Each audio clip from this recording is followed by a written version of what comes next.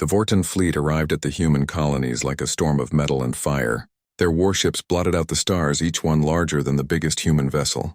They came without warning, without mercy, and without hesitation. New Haven was the first to fall.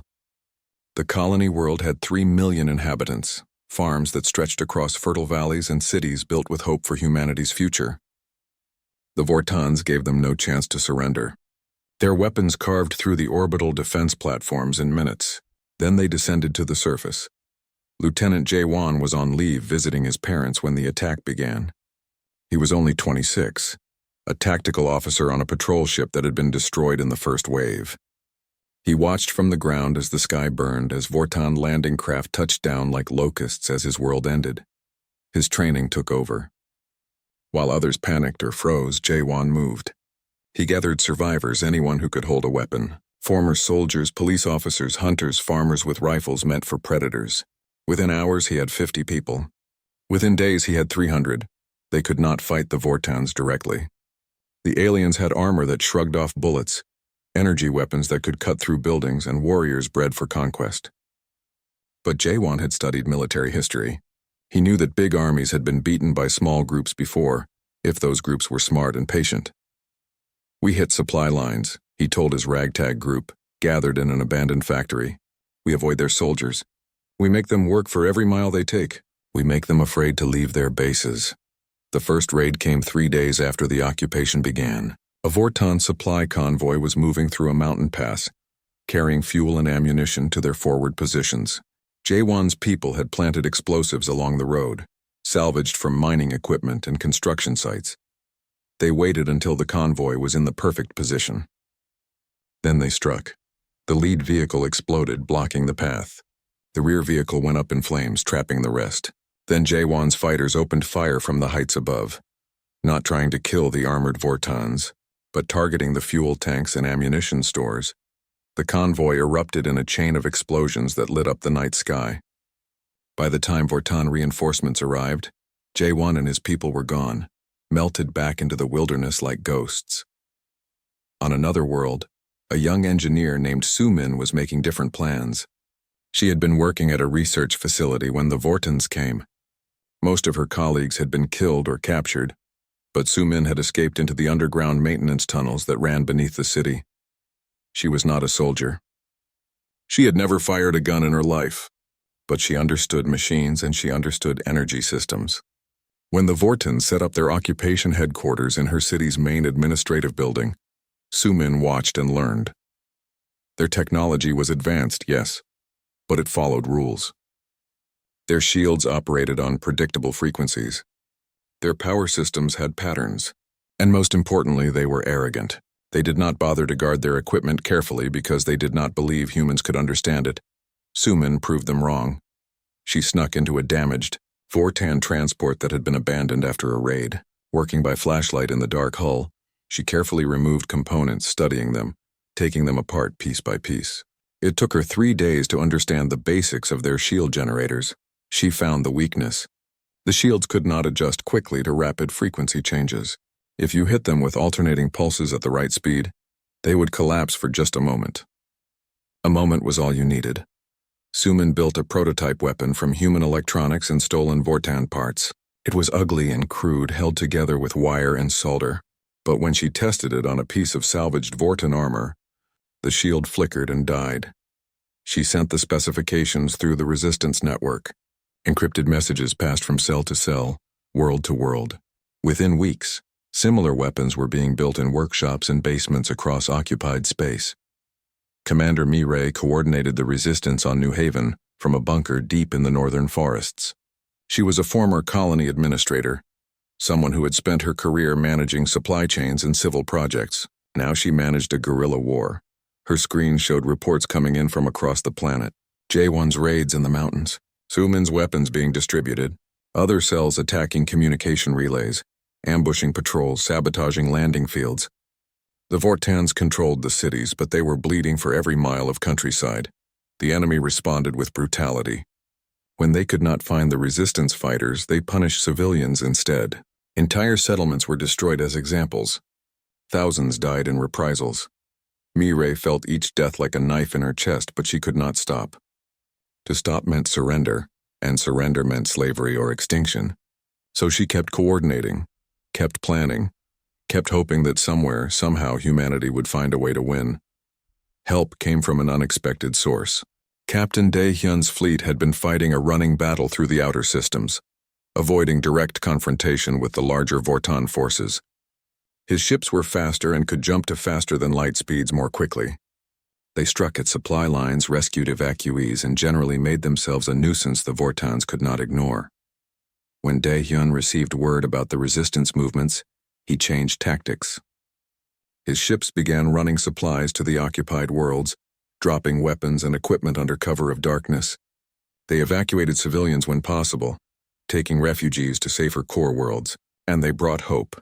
"You are not alone," Dae-hyun's recorded message played on resistance channels. "Earth stands with you. The fleet stands with you. Keep fighting. We will find a way." The war entered its 6th month. Humanity had lost ground, lost lives, lost entire worlds to occupation. But they had not broken. Every day the resistance grew stronger. More people joined. More weapons were built. More Vorton convoys burned on lonely roads. In the Vorton command ships, frustration grew. This was not supposed to happen. Lesser species surrendered or died quickly. They did not fight back with such determination. They did not adapt and learn and refuse to quit. Why do they persist? One Vorton commander asked Overlord Vexthar. "We have destroyed their defenses. We occupy their worlds. They cannot win." Vexthar stared at the tactical displays, showing hundreds of small human attacks across dozens of worlds. Each one was insignificant. Together they were becoming a problem. "Because they are stupid," he said finally. "They do not understand when they are beaten. We will teach them." But privately, Vexthar felt something he had not experienced in centuries of conquest. He felt doubt. The humans were losing every major battle, but they were winning something else. Their resistance inspired others. Across the Dominion, other conquered species watched and wondered. If the young humans could fight back, why could not they? Intelligence reports came to Admiral Taeyang showing unrest on alien worlds far from human space. Sabotage, protests, small acts of defiance. The Vortons were having to divert resources to deal with problems they thought they had solved long ago. "We are not just fighting for ourselves," Taeyang told his staff. "We are showing the galaxy that tyrants can be resisted. Every day we survive is a victory." On New Haven, Jaewon led another raid, this time hitting a Vorton fuel depot. His people had grown from 300 to 3,000. They had learned to move like shadows, to strike without warning, to vanish before the enemy could respond. Sumin's weapons had evolved. Her latest design could disrupt Vorton shields for 3 full seconds. It was enough time for conventional weapons to punch through their armor. Suddenly, the invincible Vorton soldiers were not so invincible anymore. Mi-Ray coordinated everything, her network spreading across the planet and beyond. She was exhausted, running on stimulants and willpower, but she could not stop. Too many people depended on her. The year anniversary of the invasion approached. Humanity had not surrendered. They had not been destroyed. Against all expectations, they were still fighting, and slowly, impossibly, they were learning to win. The message arrived on every human screen across 17 star systems at the same moment. Ships in deep space, colonies on distant worlds, and billions of people on Earth itself watched as the holographic image flickered to life. A massive reptilian creature filled the displays, its scales gleaming like polished bronze, its eyes cold and ancient. "I am Overlord Vexthar, Supreme Commander of the Vorton Dominion. For 12,000 years my people have ruled this galaxy. We have conquered 1,000 worlds and brought order to chaos. Now we turn our attention to you, humans."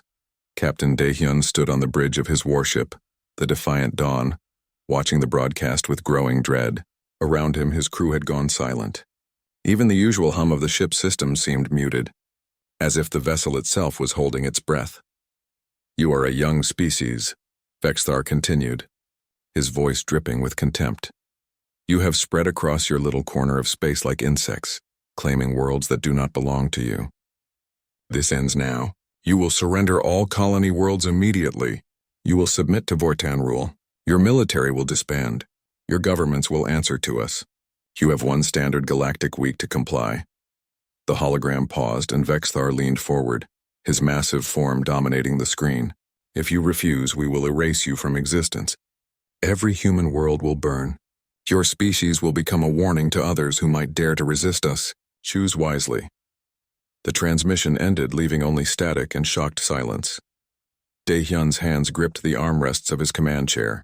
20 years in the fleet had taught him to keep his emotions in check, but rage burned in his chest.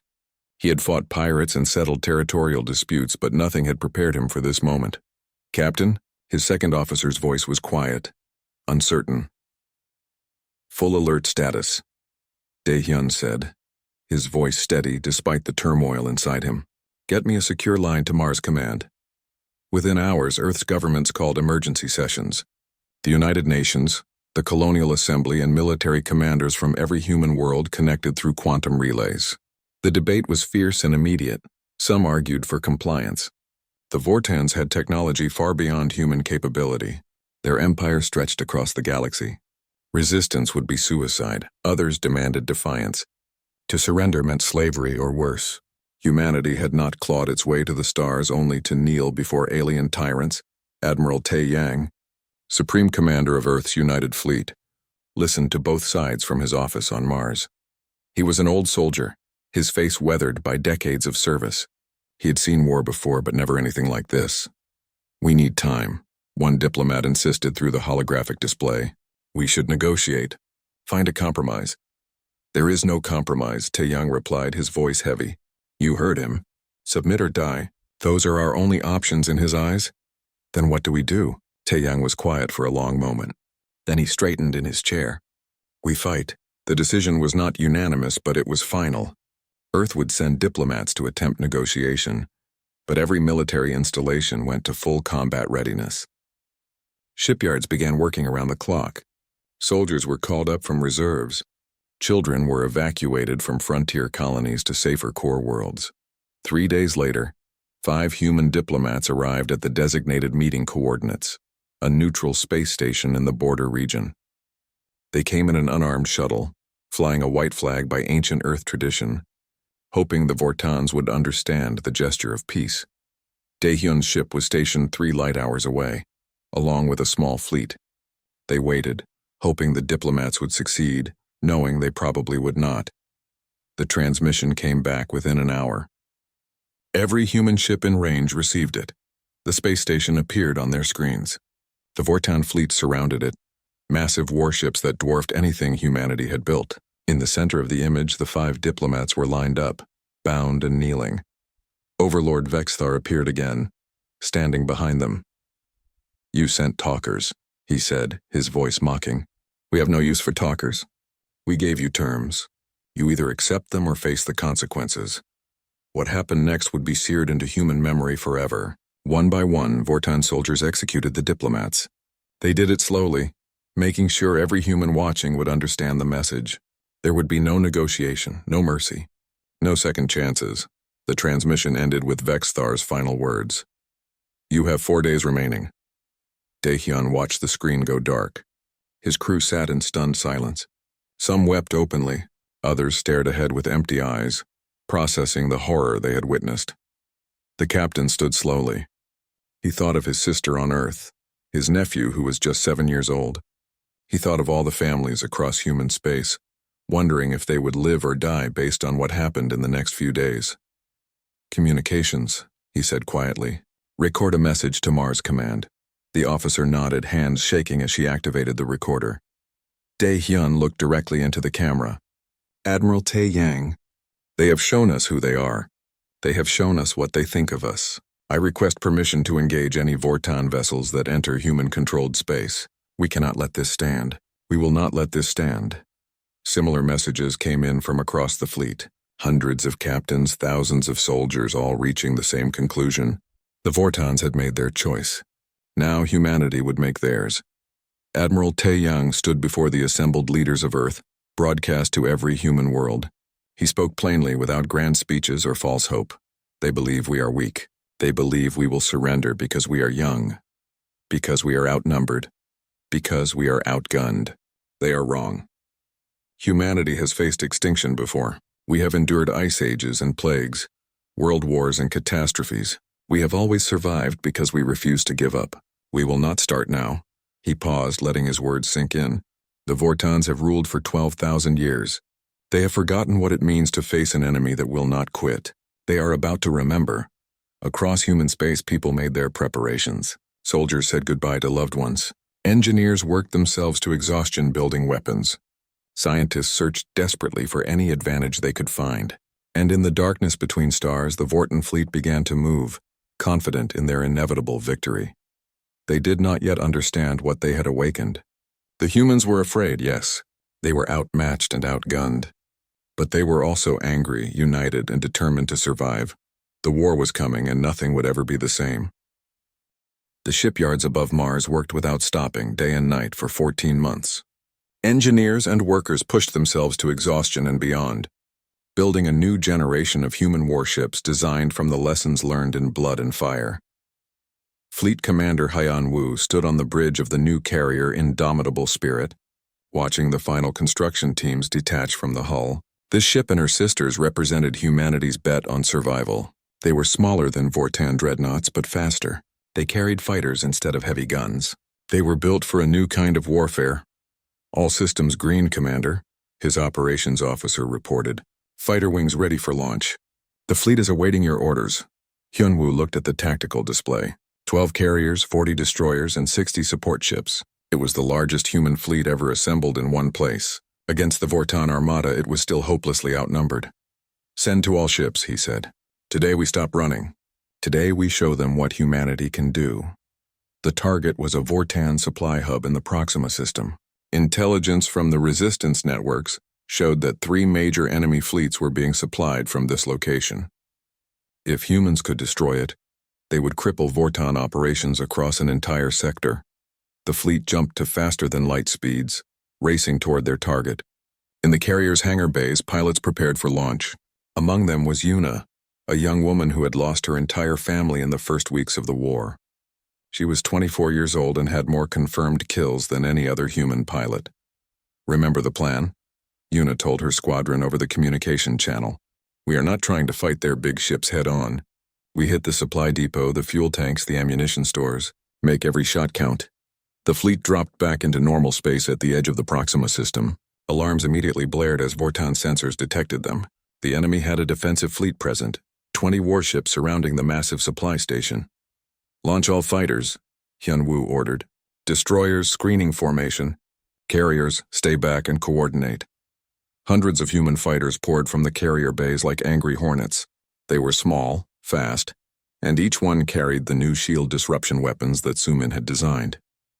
Her modifications had been refined and mass-produced, giving humanity its first real advantage. The Vorton ships moved to intercept, confident in their shields and armor. They had defeated human attacks before. This would be no different. They were wrong. Yuna led the first attack run. Her squadron of 30 fighters dove toward a Vorton heavy cruiser, their weapons firing in synchronized pulses. The disruption beams hit the enemy shields all at once, and for 3 crucial seconds, the shields collapsed completely. In those 3 seconds, conventional missiles slammed into the unprotected hull. The Vorton cruiser shuddered under the impacts, explosions rippling across its surface. It did not die immediately, but it was crippled, listing to one side as atmosphere vented from dozens of breaches. It works, someone shouted over the communication channel. It actually works! The battle descended into chaos. Human fighters swarmed the Vorton ships, working in coordinated groups to bring down the shields, then hammering them with everything they had. The Vortons tried to respond, their heavy weapons tracking the small, fast-moving targets, but the fighters were too quick, too numerous. One by one, the Vorton defensive ships were destroyed or disabled. The supply station itself was massive and heavily armored, but it was not designed to fight off a determined assault. Human torpedoes punched through its hull, targeting the fuel storage and munitions warehouses inside. The station erupted in a series of catastrophic explosions that could be seen from orbit. Secondary detonations rippled through its structure as stored ammunition cooked off. Within minutes, the station was gone, along with months of Vorton supplies and the thousands of tons of equipment they desperately needed. All fighters return to carriers, Hyunwoo ordered.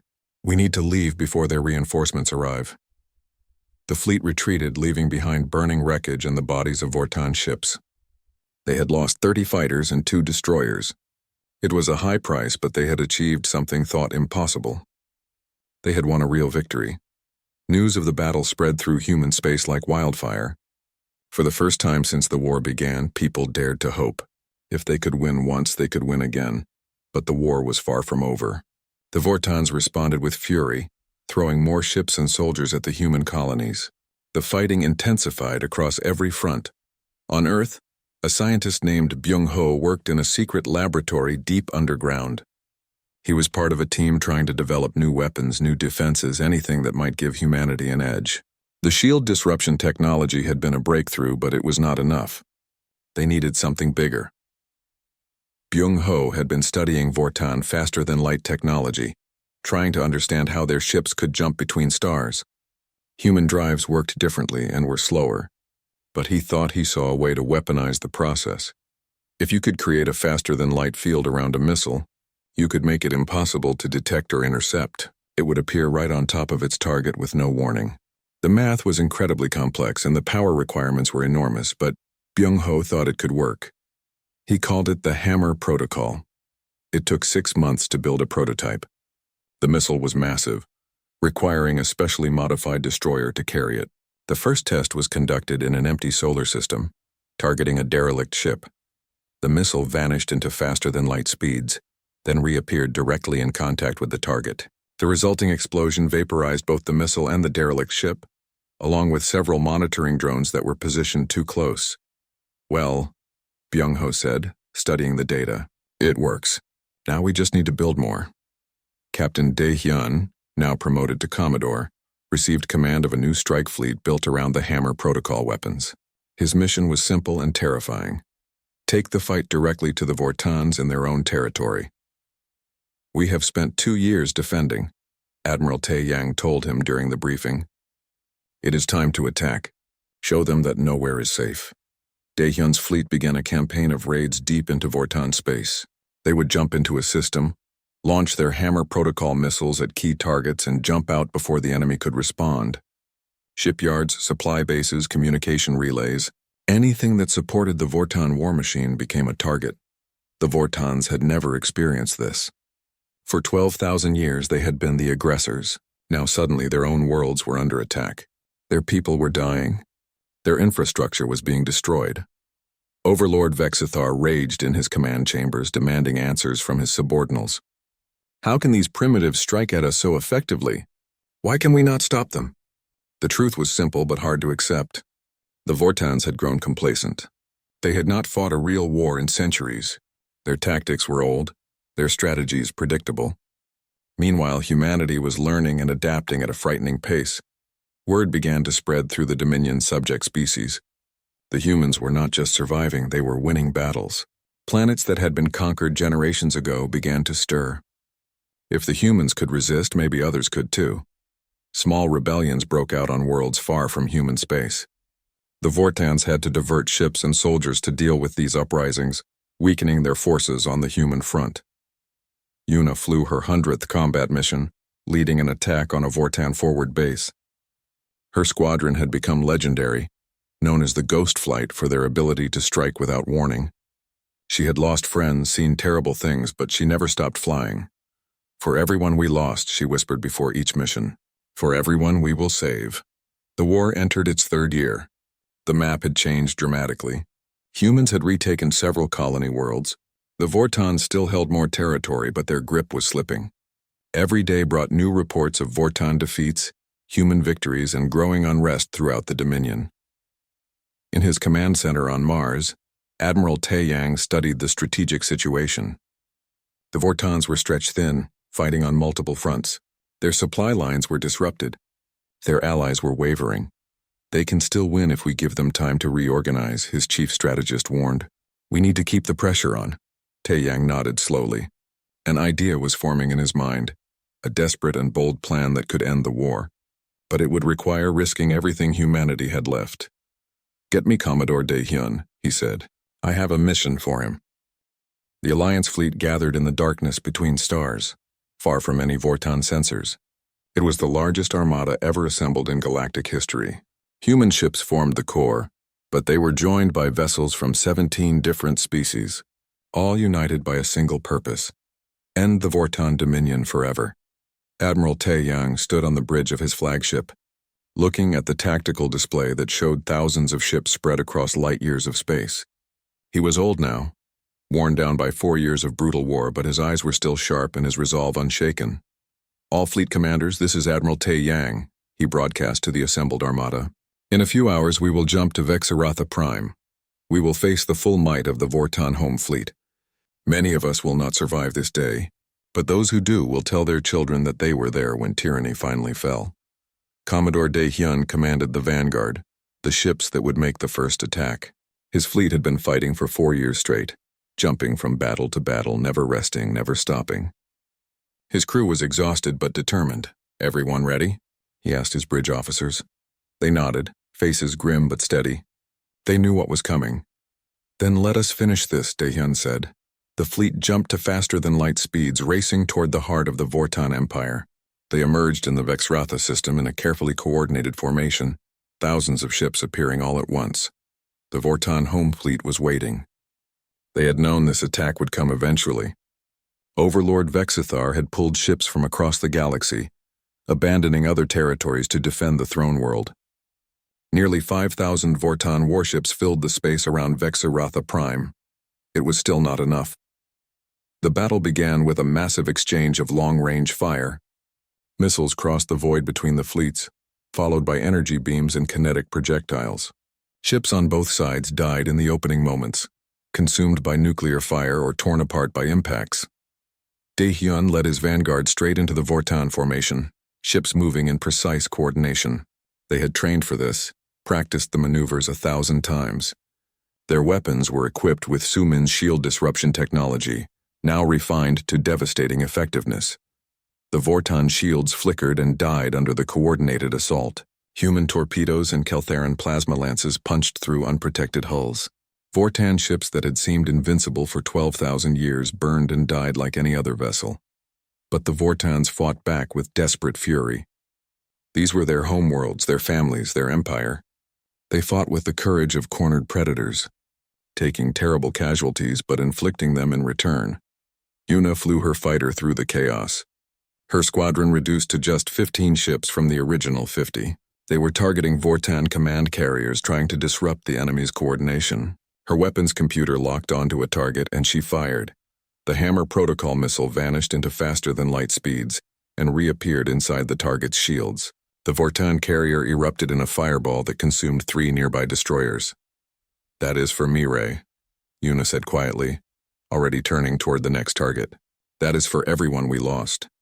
Deep in the battle, Fleet Commander Hyunwoo directed carrier operations, launching wave after wave of fighters to overwhelm the Vorton defenses. His ship had taken damage, fires burning on 3 decks, but it was still fighting. "Sir, enemy dreadnought moving to intercept us," his tactical officer warned. "All power to forward shields," Hyunwoo ordered. "Launch everything we have left." The last of his fighters screamed out of the carrier bays, racing toward the massive Vorton ship. They were outnumbered and outgunned, but they did not hesitate. This was what they had trained for, what they had fought for all these years. On the Vorton throne world below, Overlord Vexthar watched the battle from his command center. His fleet was dying, his empire was crumbling, and he could do nothing to stop it. "How?" he whispered. "How did these primitives defeat us?" The answer was simple, though he could not accept it. The Vortons had ruled through fear and strength, but they had forgotten that strength comes in many forms. They had technology and numbers, but humanity had something more powerful. They had a reason to fight that went beyond conquest or glory. The tide of battle turned decisively when the Planet Killer installation exploded. The blast had taken out a significant portion of the Vorton defensive fleet. Now, with those ships gone, the Alliance fleet pushed forward relentlessly. General Sang-woo led the ground invasion forces. Thousands of dropships descended through the flames of orbital combat, carrying soldiers from a dozen species. They landed on Vexthar Prime, establishing beachheads and pushing inland. The Vorton ground forces were formidable, but they had never fought a real war on their own soil. They were unprepared for the fury of soldiers who had spent years learning to fight against impossible odds. Jae-won, now a colonel, led his regiment through the capital city. They moved like ghosts through the alien streets, using every tactic they had learned in years of guerrilla warfare. The Vortons tried to stop them, but they could not match soldiers who had been forged in fire. "Keep pushing," Jaewon ordered his troops. "The command center is 3 kilometers ahead." They fought their way through fortified positions across burning plazas, up the steps of government buildings. The battle was fierce and close, fought with rifles and grenades at point-blank range. Above them, the space battle reached its climax. Daehyun's fleet had punched through the Vorton defensive line, but at terrible cost. 3/4 of his ships were destroyed or crippled, but the survivors kept fighting, kept pushing forward. "All ships target the orbital defense platforms," he ordered. "Clear a path for the ground forces." The massive weapons platforms that protected Vexthar Prime began to die, one by one. Each one took multiple ships to destroy, but the Alliance fleet had numbers now. For every ship lost, 2 more pressed forward. On the ground, Sang-woo's forces reached the outskirts of the Vorton command complex. It was a fortress built to withstand any assault. But the defenders were demoralized, watching their fleet die in orbit, knowing their empire was ending. "I want Vexthar alive," Sang-woo broadcast to all his commanders. "He answers for his crimes." The final assault lasted 6 hours. Human engineers working with techniques learned from Sumin's research breached the complex's shields. Soldiers poured through the gaps, fighting room by room through the massive structure. Commodore Daehyun brought his battered flagship into orbit directly above the command complex. His ship was barely holding together, but he wanted to be there at the end. "This is for every human who died," he said, watching the tactical display. "For every world they burned. For every family they destroyed." Deep in the command complex, Jaewon's regiment broke through the last defensive line. They found themselves in a massive throne room, its walls covered with trophies from 12,000 years of conquest. Overlord Vexthar stood before his throne, flanked by his last guards. He was ancient and powerful, but now he looked defeated. "Do it then," he said, his voice still proud. "Kill me, it changes nothing. Someone else will build another empire." Jaewon lowered his weapon. "No. You will stand trial. You will answer for your crimes, and you will watch as we build something better than your empire ever was." The Vorton guards surrendered. Vexthar was taken into custody, the first time in 12,000 years that a Dominion overlord had been captured alive. Word spread across the galaxy within hours. The Vorton Dominion had fallen. The war was over, but the work was just beginning. In the weeks and months that followed, the Alliance established a temporary government to manage the transition. Representatives from every species gathered to discuss the future. There were arguments, disagreements, old hatreds that had to be addressed. Admiral Tae Yang, now elderly and ready to retire, addressed the assembly. "We did not fight this war to become the new Vortons. We fought so that every species could determine its own fate. That is what we must build now." Ambassador Ji-hoon led the diplomatic efforts, helping to forge agreements between former enemies. It was slow, difficult work, but gradually a new structure emerged. The Galactic Council, with equal representation for all member species. Vexthar and his top commanders stood trial for war crimes. The proceedings were broadcast across the galaxy. They were found guilty, but the sentence was not death. Instead, they would spend the rest of their lives working to repair the damage they had caused. "Death is too easy," Sang-woo said when questioned about the decision. "Let them live with what they did. Let them help fix it." 10 years after the war ended, Captain Daehyun, now Fleet Admiral, stood on a balcony overlooking the new Galactic Council chambers. The building was on a neutral world, designed by architects from 20 different species. Below him, delegates argued and debated, working through the complicated business of governing a galaxy. It was messy and chaotic, but it was free. Yuna had retired from military service to become an instructor, teaching the next generation of pilots. Jaewon helped establish peacekeeping forces to protect developing worlds. Sumin ran a research institute where scientists from across the galaxy worked together. Earth itself had changed. The war had left scars, but humanity had emerged stronger, more united and with a clear purpose. They would be guardians, not conquerors. Ambassador Ji-hoon had never expected to become a diplomat. Before the war, he had been a teacher on one of the frontier colonies. But he spoke 4 languages, understood alien cultures, and most importantly, he believed that humanity's future depended on making friends, not just fighting enemies. Now he stood in a meeting chamber on a neutral space station, facing representatives of the Keltheran species. They were tall, thin beings with crystalline skin that refracted light in beautiful patterns. They had been part of the Vorton Dominion for 3,000 years, conquered so long ago that most Keltherans had never known freedom. "Why should we risk everything to help you?" the lead Keltheran asked. Her name was something unpronounceable in human terms, so Jihoon simply called her Elder. "The Vortans will destroy us if we rebel." Jihoon leaned forward. "They are already destroying you. Slowly, over generations, taking your resources, your culture, your future. The only question is whether you want to die on your knees or standing up." Another Keltheran spoke up. "Your species has fought for 3 years and you still have not won. What makes you think you can defeat an empire that has stood for 12 millennia? Because we refuse to lose," Jihoon said simply. "And because we are not alone. Across the Dominion, others are rising up. The Vortons cannot fight everyone at once." The meeting lasted for hours. Jihoon presented intelligence showing Vorton weakness, battle reports of human victories, and evidence of uprisings on other worlds. He spoke of freedom and dignity and the right to determine one's own fate. Finally, the Elder spoke again. "If we help you, what do you offer in return?" "Partnership," Jihoon said. "Not as subjects, but as equals. When this war ends, we want to build something new, a galaxy where all species have a voice." The Keltherans conferred among themselves in their musical language. Then the Elder turned back to Jihoon. "We will help you. But know this, if you betray us, if you become the new Vortons, we will fight you as well." "Fair enough," Jihoon said, and they sealed the agreement. The Keltheran alliance changed everything. They brought technology that humanity desperately needed, especially in stealth and sensor systems. Their ships could move through space almost invisibly, slipping past Vorton patrols. More importantly, their rebellion inspired others. Within months, 6 more species had contacted Jihoon secretly.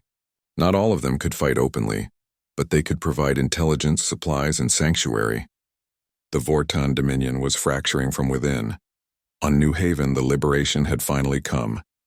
General Sang-woo led the ground assault personally, commanding a force of 50,000 human soldiers and resistance fighters. They had trained for months, planning every detail of the operation. The battle for New Haven's capital city lasted 3 weeks. The Vortons had fortified their positions, turning entire blocks into defensive strongpoints. Sang-woo's forces had to fight building by building, street by street. The casualties were horrific on both sides.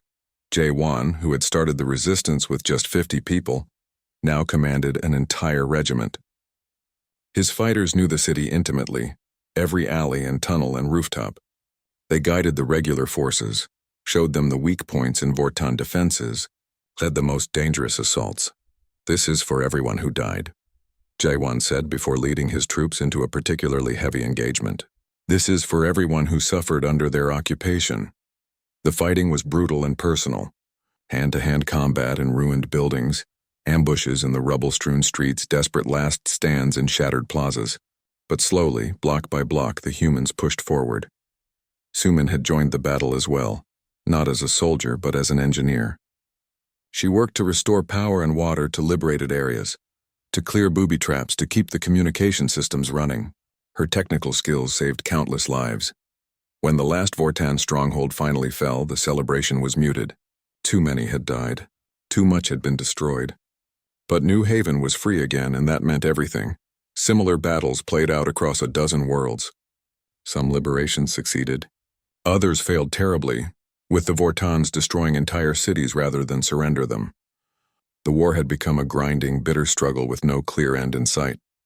In the Vorton throne world of Vexthar Prime, Overlord Vexthar faced a crisis. His empire was crumbling. Rebellions erupted faster than he could suppress them. His fleets were scattered across the galaxy, fighting on too many fronts. His subordinates whispered among themselves, questioning his leadership. "We must make an example," he declared to his war council. "Something so terrible that all resistance will end immediately." They brought him reports of a weapon that had been forbidden for millennia. The Vortons had once possessed planet-killer technology, devices that could shatter entire worlds. But they had sealed these weapons away after conquering the galaxy, believing they would never need such terrible power again. "Activate it," Vexthar ordered. Target a major human world. Show them the price of defiance. His advisors protested. To use such a weapon would unite every species in the galaxy against them. It would make the Vortons into monsters in the eyes of history. We are already monsters to them, Vexthar snarled. What matters is that we win. News of the Planet Killer's activation reached human intelligence within days. The resistance networks, now spanning multiple species, worked together to gather information. They identified the weapon's location, its capabilities, and its likely targets. Admiral Tae-Yang received the report with a cold feeling in his chest. The weapon could destroy Earth. It could end humanity in a single attack, but it also represented an opportunity. If we can stop this weapon, he told his staff, if we can show that the Vortons are willing to commit genocide on such a scale, we will turn every species in the galaxy against them. And if we cannot stop it? Someone asked. Tae-Yang was quiet for a moment. Then billions die and humanity probably loses this war. Commodore Daehyun volunteered to lead the mission. His strike fleet was already deep in Vorton territory, conducting raids. They were the closest human forces to the weapon's location. It will be a suicide mission, Tae-Yang warned him. The weapon is guarded by an entire battle fleet. Then we had better be very good at our jobs, Daehyun replied. The operation required perfect timing and coordination. Ji-hoon used his diplomatic channels to gather intelligence from Keltharan spies. Yuna and her fighter squadron would provide the strike capability. Byung-ho prepared special hammer protocol missiles designed to penetrate the weapon's defenses, but they needed more. They needed someone on the inside. Commander Mirai, who had coordinated resistance on New Haven, took on a new mission. She would infiltrate the facility where the Planet Killer was stored, posing as a slave laborer. It was insanely dangerous, but she volunteered without hesitation. I have watched too many people die, she told Sang-woo before leaving. If I can stop billions more from dying, I will do whatever it takes. Mirai spent 2 months working her way into the facility, establishing her cover, learning the layout, identifying weaknesses. She sent coded messages through the resistance network, building a picture of the weapon and its defenses. The facility was massive, built into an asteroid, protected by shields and automated defenses. The Planet Killer itself was a marvel of terrible engineering, capable of generating a gravitational pulse that would tear a world apart. Mirai's final message was simple. I have placed charges on the weapon's power core. When your attack begins, I will detonate them. The weapon will be destroyed. And you? Came the reply. I will not survive the explosion. Tell my family I died for something that mattered. The attack came 3 days later. Daehyun's fleet jumped into the system, immediately engaging the Vorton defensive fleet. It was a desperate battle against impossible odds, but they had to buy time for the fighter strike. Yuna led her squadron through a storm of enemy fire, dodging and weaving toward the asteroid facility. Half her fighters were destroyed before they even reached the target, but she pressed on. Inside the facility, Mirai heard the alarms. She moved quickly through the maintenance tunnels, reaching the power core she had spent weeks preparing. Her hands were steady as she activated the charges. For humanity, she whispered. For everyone who will live because of this. She pressed the trigger. The explosion was visible from orbit, a flash of light that consumed the entire asteroid. The Planet Killer was destroyed, along with Mirai and thousands of Vorton personnel. But the message was clear. The Vortons had been willing to commit ultimate genocide, and humanity had stopped them. Across the galaxy, species that had been watching the war from the sidelines made their decisions. The Vortons had gone too far. It was time to stand with humanity,